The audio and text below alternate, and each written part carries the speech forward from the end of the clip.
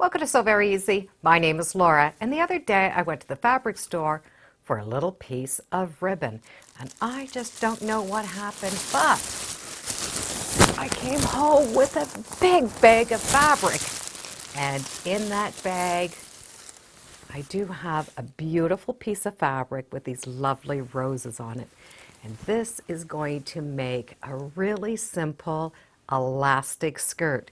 So we're going to need a piece of fabric and an elastic. So the first thing we need to decide when we are going to make this skirt is what are we going to need for elastic. Now you can get wide elastics, thin elastics, but what I like to use non-roll elastic. And what we're going to need is a comfortable piece to go around the waist and then just a little bit extra just to help us along. Once we have that, then we're going to be able to get our fabric. This skirt is such an easy skirt to do, and there's so many different possibilities. And the possibilities are really on the fabric that you're going to choose. I like to have a very soft, flowy fabric, but you can do fabrics like cotton. I like the flowy fabric because it hugs more to my body, and I'm a very petite person, so I need those things that are a little bit closer to make me look a little taller. So when I go to choose the fabric, I will take the fabric in my hand, gather it up, and see what that drape is going to be. If it's draping down nice, then I know it's going to be suitable for me. So I like that soft drapey fabric. You can see where cotton, that fabric is a little bit stiffer, so it's not going to hug the body as much. This will still make a nice skirt, but I prefer the lighter ones for me. So once I've chosen the fabric, I need to choose the length and the width. A lot of fashion fabrics come at 60 inches, and that's usually enough for me. If I want it more, then I might double it. So I'm going to have 120 inches that's going to be gathered in to make a nice flowing skirt. But for this particular one, I only want a medium amount of gathers. Once we've decided if that width is enough for us, then we need our length. And the length is really going to be how long do you want your skirt? And we're going to need to add a little band for that elastic and a little hem. My longer skirts, I like to be 32 inches. So I'm going to add at least 2 inches for that top and a 2-inch hem. Once you've made one of these, it will be very easy for you to go to the fabric store and just be able to look at that fabric and go, yes, I know that's going to work, and know exactly how much to buy. I recommend, if you're going to try this for the first time, go and find some fabric on sale. Find a drapey fabric and maybe something like a cotton and make 2 different skirts and see which skirt you like the best. And that way, whenever you go to the store and see a sale, you're sure to be able to stock up on that fabric. So let me get my fabric cut and I'll show you how easy it is to go from there. So that fabric is 60 inches wide. In this case, the fabric is directional, so I'm going to pay attention to that. So I'm going to match the right sides together, and I'm going to sew all the way down, right from one side to the other. Now I'm going to be doing this on my serger, and I will definitely be cutting off all of that selvage edge. If you don't have a serger, I still would recommend you cut off that selvage and then just do a zigzag to hold those seams so they're not unraveling, and do 1 row stitching right down the center. I'm looking at 1 big tube now. When you are making a skirt with an elastic on, it is important that you make sure that you have enough to get over our hips onto the waist, because there is no zipper, so we need to get that up and over our hips. From there, I do want to do a finishing edge along the top. Once again, I will do this on the serger, but you can just do a zigzag. I'm going to end up moving that to the back and make room for the elastic band, so I do need a good finish. So I'm going to get that done. So that top has been serged, and I'm going to roll it over once and twice to make room for that elastic. So depending on the width of your elastic, that can change. So I do have a finishing edge. My elastic is going to go in.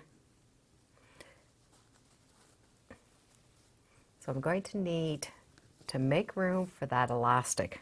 And I want that top piece tucked inside so it does have a nice finish.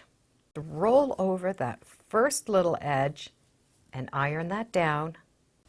From here you can use this elastic as a guide. You're going to want that elastic to be inside, and you do need room for some stitching.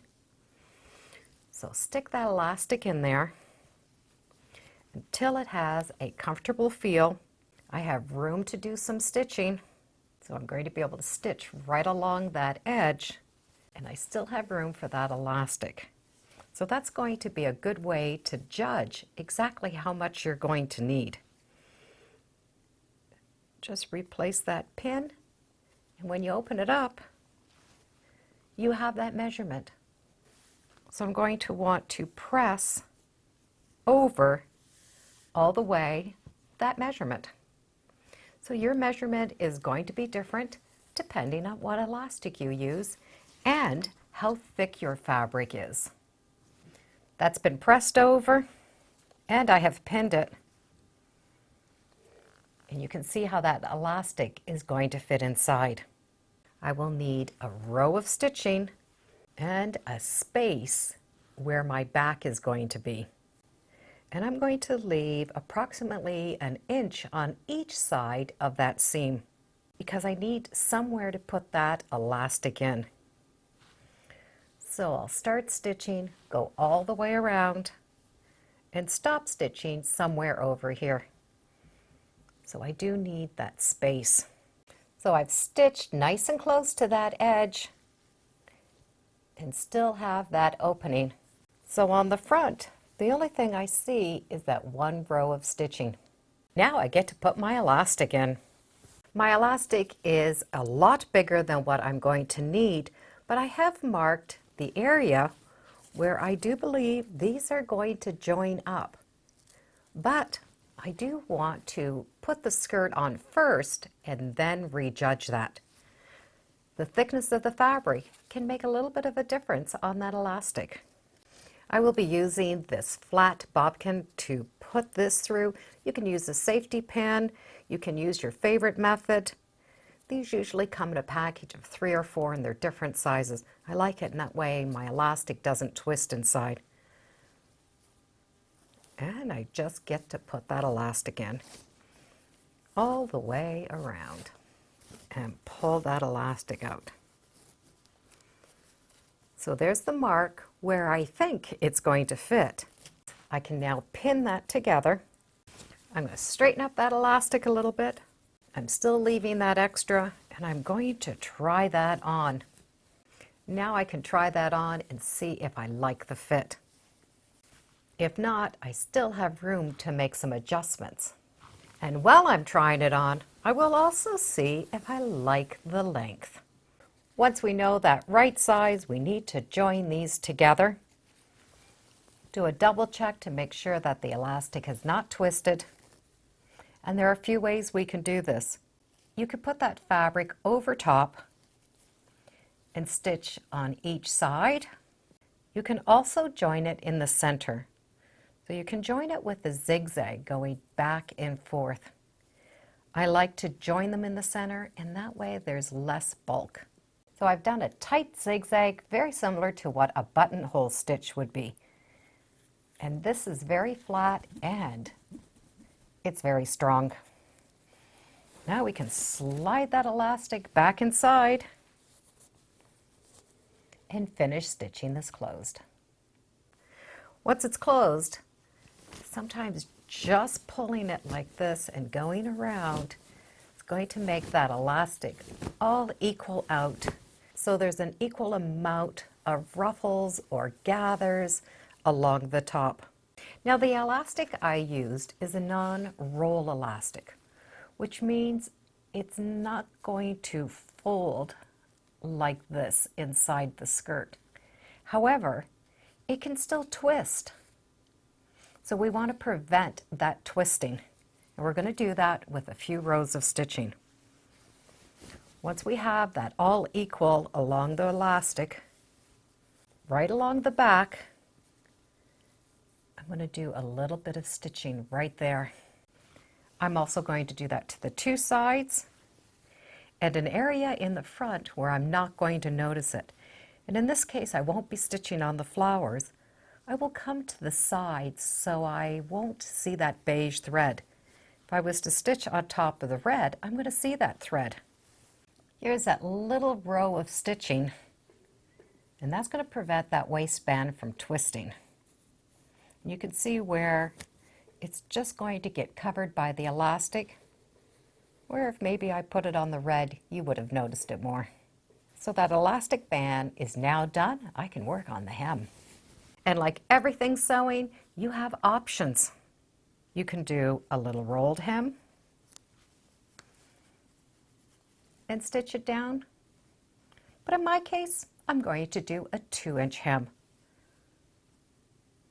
So I'm going to do a row of serging right along the edge, and just like that waistband, I'm going to turn it up so I have a 2-inch hem. A 2-inch hem gives a little bit of weight so the skirt will hang nice, and it looks great from the front side. Let me show you how cute this skirt really is. So I have that nice comfortable waistband. You don't see that stitching, which is going to prevent that from twisting. I can put a pair of heels on and dress it up. And if you make it long enough, you're going to be able to pull it up and make it into a little sleeveless dress. Put a little belt on, a jacket, and you have a different looking outfit. I can put my sneakers on and dress it down. And it's definitely nice and comfortable. So there are a few things we need to consider when we are making these skirts. Number one, that we have enough fabric to pull up over our hips, the length that we want, the size of the elastic that we want. We also need to take into consideration our walk. If the skirt is really tight, we wouldn't be able to take a step. So we do need to put that into consideration. There's so many fabrics out there.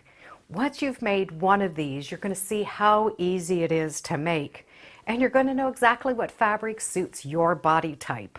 And it's a super fun project to make. I do hope you give it a try, and thank you for joining me today on Sew Very Easy. I'm on Facebook, Instagram, and I do have a newsletter, all under Sew Very Easy. I'll put links in the description for you. Thanks for joining me. Bye for now.